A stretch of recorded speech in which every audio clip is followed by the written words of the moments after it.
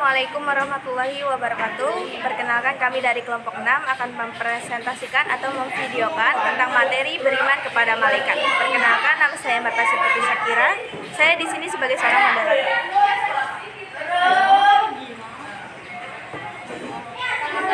A. Pengertian iman kepada malaikat. Beriman artinya percaya. Beriman kepada malaikat Allah artinya percaya bahwa malaikat benar-benar makhluk Allah yang diciptakan dari nur dan tidak memiliki syahwat sehingga selalu taat pada perintah Allah. Malaikat berasal dari bahasa Arab malak yang memiliki arti membawa pesan. Bentuk jamaknya adalah malaikat. Assalamualaikum warahmatullahi wabarakatuh. Perkenalkan, nama saya Misyawiyah Putri. Saya akan membacakan hukum beriman kepada malaikat. Hukum beriman kepada malaikat yaitu fardu ain atau kewajiban yang dibebankan pada tiap muslim. Terbukti beriman kepada malaikat termasuk dalam rukun iman yang kedua. Jika seorang muslim mengingkari keberadaan malaikat disebut dalam surah An-Nisa ayat 136 sebagai seseorang yang sesat. Allah Subhanahu wa taala berfirman, Bismillahirrahmanirrahim, wa may yakfur billahi wa malaikatihi wa kutubihi wa rasulihi wal yaumil akhiri faqad dolla dolalam bi'ad. Artinya, barang siapa ingkar kepada Allah, malaikat-malaikatnya, kitab-kitabnya, Rasulullahnya, dan hari kemudian, maka sungguh orang itu telah tersesat sangat jauh. Sekian, terima kasih.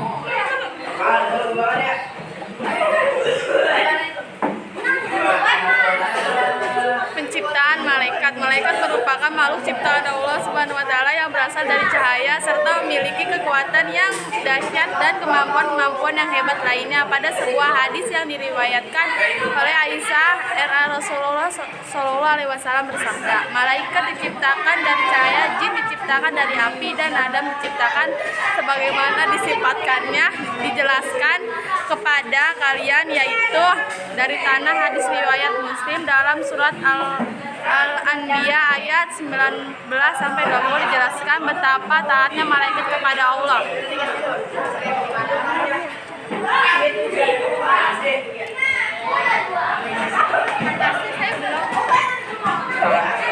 Bismillahirrahmanirrahim. Wa ma indahu la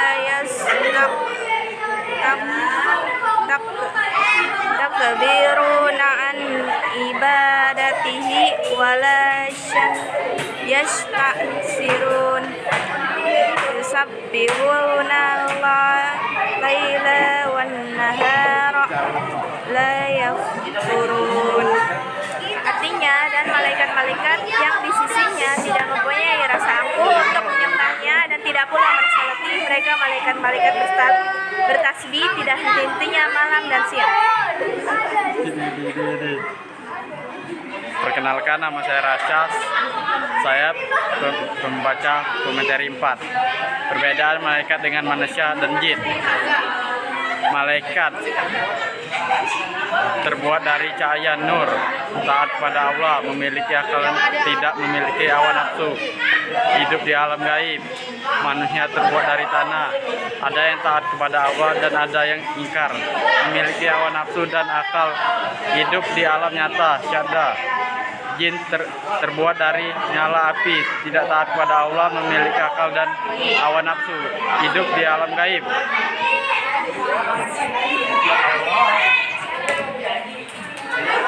Jumlah malaikat itu tidak terhitung. Tidak ada yang bisa menghitung jumlah malaikat kecuali hanya Allah Ta'ala. Hal yang berdasarkan dalil-dalil dari Al-Quran dan As-Sunnah. Rasulullah SAW bersabda ketika menceritakan peristiwa Isra dan Mi'raj dalam sebuah hadis yang penting.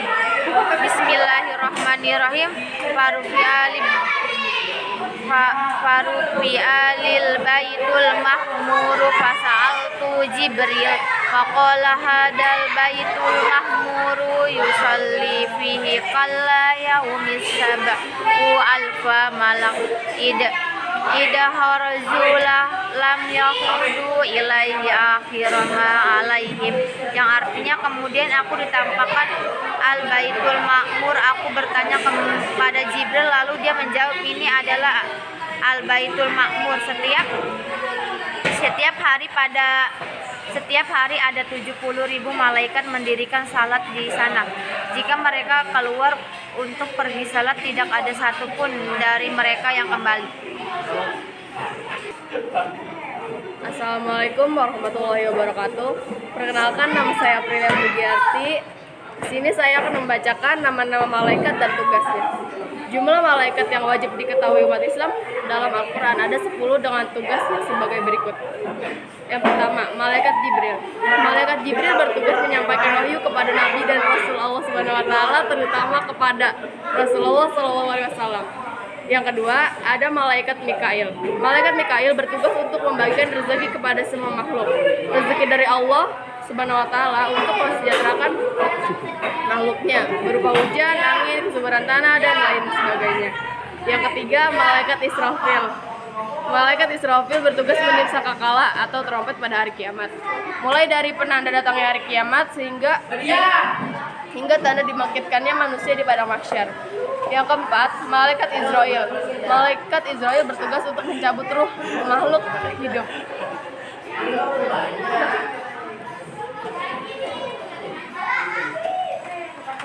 Yang kelima, malaikat munkar. Malaikat munkar bertugas memeriksa segala perbuatan yang dilakukan oleh manusia di alam kubur. Wajahnya terlihat seram dan menakutkan bagi orang yang membawa dosa. Sebaliknya, wajah mereka akan terlihat sangat indah bagi mereka yang wafat dengan husnul khatimah. Yang keenam, ada malaikat nakir. Malaikat nakir bertugas memeriksa segala perbuatan yang dilakukan oleh manusia di alam kubur. Wajahnya tampak seram dan menakutkan bagi orang yang membawa dosa. Sebaliknya, wajahnya akan sangat indah pada mereka yang mati dengan husnul khatimah.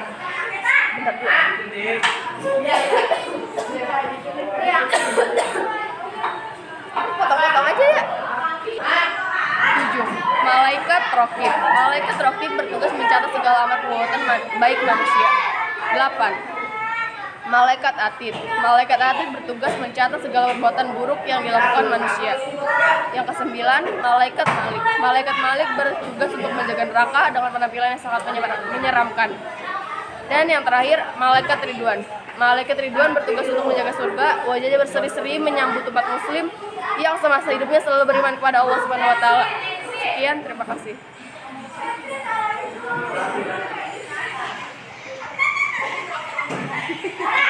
Hikmah mengimani malaikat, meneladani sifat disiplin dan ikhlas dari malaikat dalam melaksanakan perintah Allah Subhanahu wa taala. Sifat luhur tersebut bisa dijadikan contoh dalam rangka beribadah kepada Allah Subhanahu wa taala. Senantiasa berbuat kebaikan dan menjauhi perbuatan jahat, mengingat setiap perbuatan manusia dicatat oleh malaikat. Mengetahui keagungan, kebesaran dan kekuatan Allah Subhanahu wa taala. Oleh karena itu, kita semakin tunduk dan patuh kepadanya. Mengenal kasih sayang dan penjagaan Allah Subhanahu wa taala terhadap hambanya, dengan demikian menambah rasa syukur kepadanya. Tenang dan tidak merasa tersaingi di bumi, mengingat malaikat selalu bersama dan menjaga kita.